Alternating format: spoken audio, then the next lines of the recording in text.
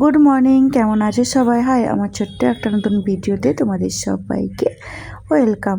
আজকে সকাল সকাল উঠেই না রান্না বান্না বসিয়ে দিয়েছি। তারপর তোমাদের দাদাভাই বলল যে আজকে হসপিটালে নিয়ে যাবে। আর আজকে রান্না করছি, গাছ থেকে অনেক কুমড়ো ফুল পেয়েছি।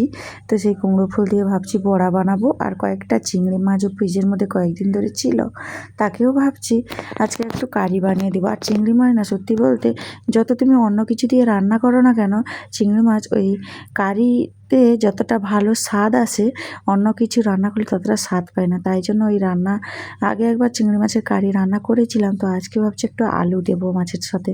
তো যাই হোক, এদিকে মাছটাকে একটু সেদ্ধ করে দিয়েছি, কারণ মাছটা না ভাজলে শক্ত হয়ে যায়। এই জন্য মাছটাকে সেদ্ধ বসিয়ে দিলাম। আর এদিকে কুমড়ো ফুলের বড়াগুলোও হয়ে গেছে, আর একটা ডাঁটা চচ্চড়ি করছি।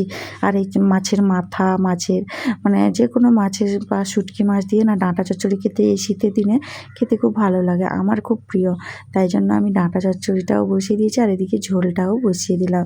ওই প্রত্যেক দিনের মতো পেঁয়াজ, আদা, রসুন, টমেটো আর হলুদ গুঁড়ো আর লঙ্কার গুঁড়ো দিয়ে একটু সামান্য লবণ দিয়ে কষিয়ে আলুটাকে দিয়ে এবার একটা টমেটো দিয়েছি।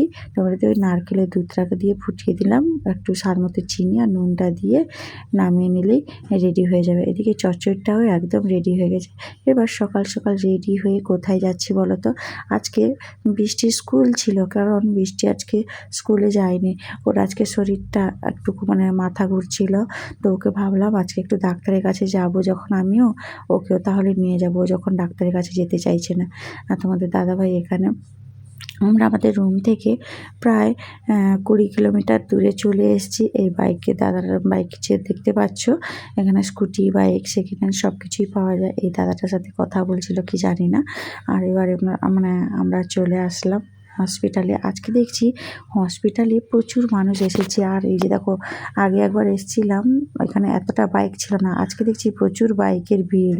আর এদিকে আমরা চলে আসলাম হসপিটালের ভেতরটা দেখো। আমরা এখন ফার্স্ট ফ্লোরে আছি, মানে ডাক্তার বৃষ্টিকে যেখানে দেখানো হচ্ছে। তো আমি খুঁজে পাচ্ছিলাম না, তাই খুঁজে খুঁজে ওকে পেলাম। ডাক্তার দেখিয়ে এখন ফিরে এসেছি। এখন দেখো এখানে ওষুধ নেব, আর ওষুধ কাউন্টারেও দেখছি ভীষণ লাইন।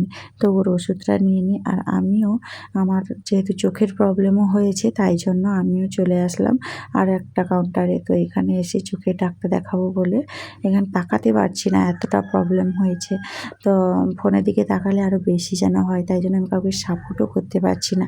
এখান থেকে নিলাম। আর একটা জিনিস কি বলতো, আমরা যেহেতু অনেক দূরে যাই তো ডাক্তার দেখাতে, সেখান থেকে আসার পথে এই শপিং মলগুলো পাশেই পড়ে। তো ভাবলাম চলো শপিং মল থেকে একটু কিছু সবজি টবজি নিয়ে নিই, তারপরে বাড়ি ফিরবো। তো এখান থেকে কেনাকাটা করলাম।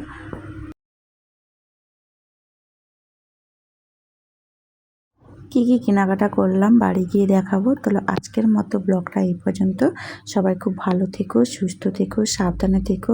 আর এখন কি বলতো, দীপাবলি তো চলে গেছে, সামনে আসছে ক্রিসমাস ডে, তাই জন্য খুব সুন্দরভাবে গেটটাকে সাজিয়েছে। তো ব্লগটা তোমাদের কেমন লাগলো অবশ্যই